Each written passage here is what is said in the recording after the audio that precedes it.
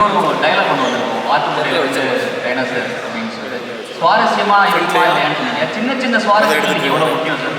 சின்ன சின்ன விஷயத்தை கூட கொண்டாடுறது இன்றைக்கி எவ்வளோ அவசியம்? கண்டிப்பாக எல்லாருமே கொண்டாடுவோம் நினைக்கிறேன் இல்லையா? நீங்கள் கடைசியாக ஏதாவது கொண்டாடுறீங்க என்ன சொல்லுங்கள் சார்? ரொம்ப நாளாக இந்த சின்ன சின்ன சாக்லேட்லாம் வாங்கி டப்பாலாம் வாங்கி சாப்பிட்ற சாக்லேட்லாம் ரீசெண்டாக நான் பார்த்தேன். அதை வாங்கி சாப்பிட்டப்போ எனக்கு இப்போ நீங்கள் குழந்தைங்க பார்க்குறப்ப சாக்லேட் வாங்கி போவீங்கல்ல, என்னை பார்த்தவங்க எல்லா குழந்தைங்களும் சாக்லேட் வாங்கி தராங்க. இந்த அன்புக்கு போனாலும் சாக்லேட் வாங்கி தருவாங்க, வாய்ஸ் வாய்ஸ் வாங்கி வந்தாலும் சாக்லேட் வாங்கி தருவாங்க. எல்லாத்துக்கும் எனக்கு சாக்லேட் ரொம்ப பிடிக்கும் தெரியும். ஸோ நம்ம எல்லாம் என்ன நினச்சிருக்கோம், சாக்லேட் குழந்தைங்க தான் வாங்கிட்டு போகணும். இனிமேல் யாராவது எங்களை பார்த்தவங்க சாக்லேட் வாங்கி தருவாங்க. பெரியவங்களுக்கும் சாக்லேட் பிடிக்கும், ஐஸ்கிரீம் பிடிக்கும், கேக் பிடிக்கும் இல்லையா? அந்த மாதிரி தான் லைஃப்னு சொல்லுவோம். பெரியவங்க ஆகிட்டவங்கனால நம்ம சின்ன சின்ன விஷயங்களை தவற வேண்டிய அவசியம் இல்லை. இன்றைக்கும் ரயிலை பார்த்தா சந்தோஷமாக தான் இருக்குது, மலை மேலே இருந்தால் சந்தோஷமாக தான் இருக்குது, மலையில் நடந்தால் சந்தோஷமாக தான் இருக்குது, பையன் சொல்கிற பொய்யை கேட்டால் சந்தோஷமாக தான் இருக்குது. ஸோ எல்லா நாட்கள்லையுமே நம்ம மகிழ்ச்சியாக தான் இருக்கும். யோசிச்சு போனால் வருத்தமாக இருப்பதை விட ஒரு மனிதன் மகிழ்ச்சியாக இருக்கக்கூடிய நேரம் தான் அதிகம் இல்லையா?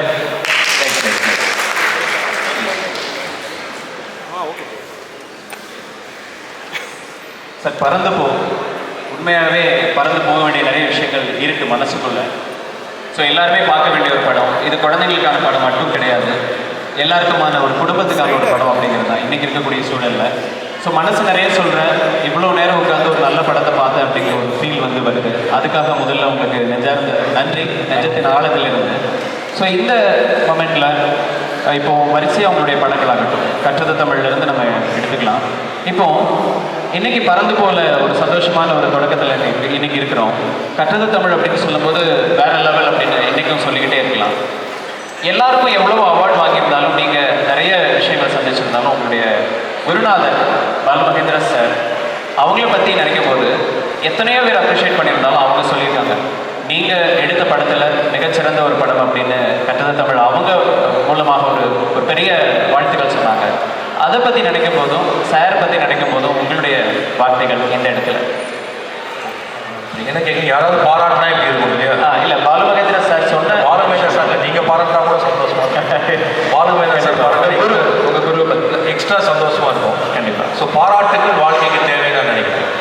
லைக் நம்ம அப்ரிஷியேஷனுக்காக தான் எந்த ஒர்க் பண்ணாலும் நம்ம வந்து என்ன எதிர்பார்க்குறோன்னா, யாராவது அது பிடிச்சிருக்குன்னு சொல்ல மாட்டாங்களா அப்படிங்கிறது அடிப்படையில் எல்லா அதில் பாலுமகேந்திரா சார் எக்ஸ்ட்ரா. ஏன்னா அவர் வந்து சும்மா ஒன்றும் பாராட்ட மாட்டார், நம்மளை மகிழ்விக்கிறதுக்காக பாராட்ட மாட்டார். அவர் உணர்ந்தால் மட்டும்தான் சொல்லுவார் அப்படின்னு நம்மளுக்கு தெரிஞ்சனால அவருடைய பாராட்டுங்கிறது என்றைக்குமே ஒரு தனித்துவமான பாராட்டு. ரொம்ப பர்சனலான ஒன்று. அது வந்து உங்கள் காதலி உங்களை பார்த்து நீங்கள் ரொம்ப அழகாக இருக்குன்னு சொன்னால் எப்படி இருக்கும், அந்த மாதிரியான ஒரு பர்சனல். அதை நம்ம அவ்வளோ அதை எப்படி டிஸ்கிரைப் பண்ணுறதுன்னு தெரியல. அதே மாதிரி இன்னொருத்தர் இருக்கார் பாராட்டுறதுலேயே ராஜா. அவர் தான் பாரதி ராஜா. என்னுடைய சாருங்க, அவர் அண்ணங்க. அவர்கிட்ட நான் ரொம்ப ஃப்ராங்காக ஓப்பனாக பேசுவேன். அண்ட் அவர்கிட்ட தான் நான் பாராட்டணும், எப்படி பாராட்டணும் ஒருத்தரை கற்றுக்கிட்டு அவர்கிட்ட தான். அவர் வந்து ஒரு சிறு விஷயம் போதும் ஒரு படத்துக்குள்ளே அதை பாராட்டினார்.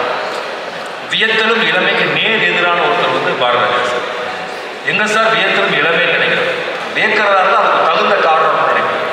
ஸோ இவங்க ரெண்டு பேர்த்தாலும் பாராட்டப்பட்ட, அவர் ரெண்டு பேரும் நேசிக்கப்பட்ட ஒரு டைம் பீரியடில் நான் வாழ்ந்தேங்கிறது